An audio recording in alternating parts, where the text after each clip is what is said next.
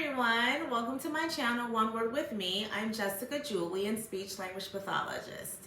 Thanks for joining me today. So today's activity is going to be yet another book activity. I find books to be a lot of fun, so if you've been following me, you can see how much I do enjoy books because it really makes the activity versatile. So you can use it with your 2-year-olds all the way up to your elementary school age children. So because it's springtime, and I have several books in front of me.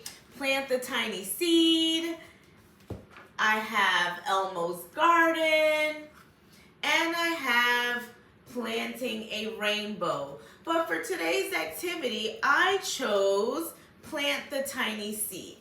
So with planting the tiny seed, I just thought it would be fun because it would allow for sequencing, and there's a lot of the things that we can pull out of the book and make it into real life. So I've done this activity a couple ways. One, we made a craft, and two, we actually planted flower seeds. So today I'm going to show you the craft that we did, and as I did this activity, by the end of the week, I had changed it a little bit. So this was the flower that I made. So you see here, and notice, just take note of the flower, and I'm going to show you how it really evolved over the course of the week. Not by much, but by a little bit. You'll see as we go ahead and work through it. So I decided to use this activity for both my language children and for my articulation kids. So with the articulation piece, let's just touch on that for a little bit. You think, well, how are you going to do this activity with articulation? Well, the target sound was S, okay? So with this activity, that's all we focused on was that S sound, as in your S. So I picked words that goes with the activity. Sun, seeds, stem, scatter, sunshine. Those are some of the words that I use to target the child's articulation skills as we were doing this activity. So being that it's plant the tiny seed, let's start with our flower pots. Now, again, I just went online and found these flower pots, and I found it on a website, coloringpage.eu, and I tweaked it a little bit. So this was actually how the flower pot looks. But then I added a little base to it because I needed it to be a little different, because when we plant seeds, right, we plant them in the ground. So what I did is the first part, as we talk about planting seeds, as in the story, seeds are planted in the ground. So what do you think we needed to make first? That's right, we needed to make our ground. So notice I used the crinkle paper when I first made my model, but then I thought that was just too messy. The pieces were falling off all over the place, so then I decided to use tissue paper. And as you can see, I have a lot of tissue paper here. I have a variety of colors. Now, this is a tissue paper you will use for gift bags, but I decided to use them in my craft activities, which serve such a great purpose. So as I mentioned before, we have to plant the seeds in the ground. So I take my pieces of green tissue paper and I crumble them up and I just stick it to the bottom. Okay, so now I have allowed my kiddos to either rip the paper or I just go ahead and cut it, right? Just for the sake of time. You know, some of the kids, if your child needs to work on fine motor skills, you can have them rip the pieces of paper, right? But for my sessions, because they're all language-based, I go ahead and I cut them, and then again incorporating some of their occupational therapy skills, if they are their fine motor skills, and I have them crumple them up like this, using their little fingers to stick them. So that's what I'm doing, just sticking it like so, okay? So we just crumble all the pieces, and then we stick the pieces of paper on the glue. Now, you might think, well, you just mentioned OT, or occupational therapy. No, I'm not an occupational therapist, but I've worked alongside occupational therapists for many years. And I just feel that we're working on the whole child, not just a piece of the child. So if the child is getting OT services, I like to collaborate with them as well and to find out if they're working on fine motor skills. And this is a great way to incorporate it into my session and still being within my scope of practice and just letting them do the activity and be an active participant. So this is what it looks like. So remember, we're planting the tiny seed. So where do we plant the seeds? That's right, we plant them in the ground. So what I did, I found some flower seeds here. So all I did, took a few, and we're just gonna stick them in the glue. Now remember, part of the process of flowers growing is planting seeds. So right now, the way I describe this part of the activity is that we're planting the seeds in the ground for the flower to grow. And the growing part of the activity is going to be actually making the flower. Okay, so as we make the flower, we pretend that it grows. So this is what it looks like so far. So now the seeds are in the glue. So we're just gonna set this to the side and let it dry, okay, while we are making our flower. So for today's activity, and this is for no particular reason other than I already had these two colors cut. I had pink and red, so I'm going to use the pink and red paper to make today's flower. Now you can use any color you choose, but like I said, I'm using these two colors because I already have them readily available. So and as you see, I already started it. So the first petal had pink, the second petal has red. So again, you're going to take your glue and you just add it to your petal. And I like to do one petal at a time because it really helps the child stay on track, and we can do it together and we can keep it organized, and you can have your child request more paper or requesting the color, however you see fit to do it. So that's what I do. I have them request, and by doing one petal at a time, it just makes it a lot easier to control the activity and having the child request. And of course, the main focus of the activity is the language task, right? So we don't want to get caught up in doing the activity so we forget to tackle our language goals, whether it be requesting, whether it's naming colors, whether it's counting the balls, right? How many did we make? And we have to count them to go ahead and stick them on. All right, so now here's what it looks like so far. I'm going to go ahead and do my fourth petal here. So I'm just putting my glue all over. And again, for the sake of time, I already have some of the pieces of paper already crumbled up. So it's just a piece here, and I just take it and ball it up with my fingers. And again, I had one of my kiddos do it, and it was great. And as you can see, there's pictures that's going to be flashing by as we're doing this activity to show you what it looks like when a child is doing it. Okay, and you'll see exactly what I'm saying. They crumble the pieces and they stick them on. So here we go. We're almost done. We're almost done.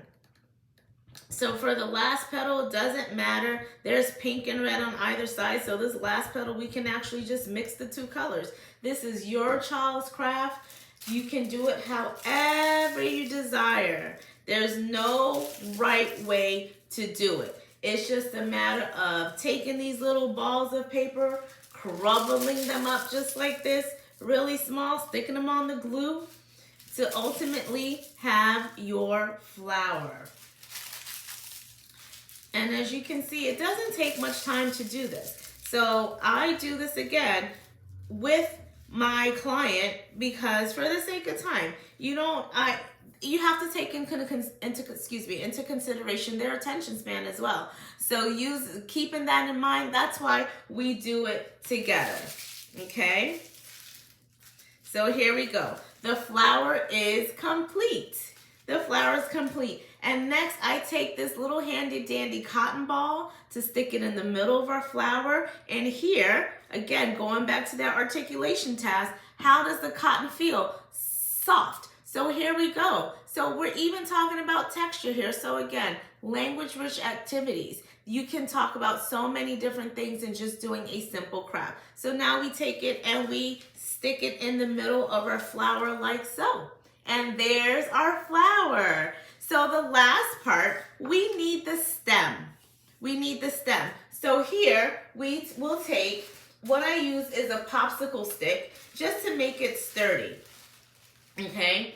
And as we know, the stem is what color? It's green. So taking a piece of green paper, so again, I have my tissue paper. I did use construction paper, but I don't have any in front of me right now. So we're gonna take the green paper and we're going to stick it on a popsicle stick. It doesn't matter what color you use, and I will show you why in a moment. All right, so we're taking our green paper because we need to make our stem for our flower. So that's what we're doing. We're making our stem for our flower so we can have them just glue the green paper on. So here it is, it's green, right? So now our stem is green. So we're going to add some more glue to the top of our stick. Again, there's that S word again. And we're going to take our flower and glue it on. So again, some following directions. Once again, take the flower, put it on top. Some prepositions, put it on top, right? So that's when the child takes the flower and they stick it right on top, just like so. And here we have a flower. So now remember our pot that we had, right? Where we planted the seeds. So what I did is I just took a pair of scissors and I just made a slit in the top. And I'm gonna show you that in a second. Right here. Take a pair of scissors and you wanna make a slit in the top. Okay, and I'm doing that right now because it was done on my sample, but not on my actual pot where we planted the seeds. So I just want to make sure I have that done so that you can see it. Okay, so here we go. There's our slit in our flower pot with the seeds. And here's that other prepositional phrase. Take your flower and put it in the pot. Here we go. We take it and we put it in like so. There you go. And you see we have our stem, we have our seeds and our grass, and here is our flower. So again, so let's recap a little bit. What did we target here? So many different things. And notice there's a butterfly on this one, but not on the next one. So again, just having a variation of things. I ran out of butterfly stickers, so I have some bird stickers, okay? Because we know birds tend to fly over to the flowers, and especially those hummingbirds when they use their little beak to suck the nectar out of the flowers. So you can add whatever you like. You can add birds, you can add butterflies, you can add bees, you can add dragonflies, whatever you choose. And I let the child put it anywhere. So what I did is ask the child, where do you want your bird or your butterfly, right? And some of them chose to put it on the flower pot, and that's perfectly fine. So that part they can do anywhere, and then you just add a cute little sticker to it, okay? So let's recap what our goals were. Our goals were here, articulation, following directions, attention, reading a story. And again, I pulled all this information from this book right here, Planting the Tiny Seed, as we went through the book. So this was the first part of the activity. I didn't go through that today, just again for the sake of time, but there was just so many things as we pour the water and the seeds sprout. So I always encourage you parents to use books during your activities, because language activities, because they're great. And even if your child does not have the attention span to make a craft, but you can still read a book with them. Again, the joint attention of turning the pages, right? Then we have the vocabulary of the bird and the petals and the stem. You know, it's very specific to one thing, but that's how vocabulary develops, because the more we expand their experiences, their play experiences, the more vocabulary they can learn. And it does not matter their age. So I encourage you to get outside, plant seeds in little flower plots, play in the dirt, use your shovels, water the plants, watch them grow. These are great activities that you can do, and especially since it's springtime, how fitting to the season. So again, I hope you really enjoyed this activity. These are the things that I love to do, and using books as well. So I hope you drop in the comments what you've done as your springtime activity, or even send some pictures of what your flowers look like, or what you've done outside in your garden with your children. All right, so remember to subscribe to my channel, like and share with your family and friends. Thank you for spending the afternoon with me creating this cool little flower, and I hope to see you next time. Take care.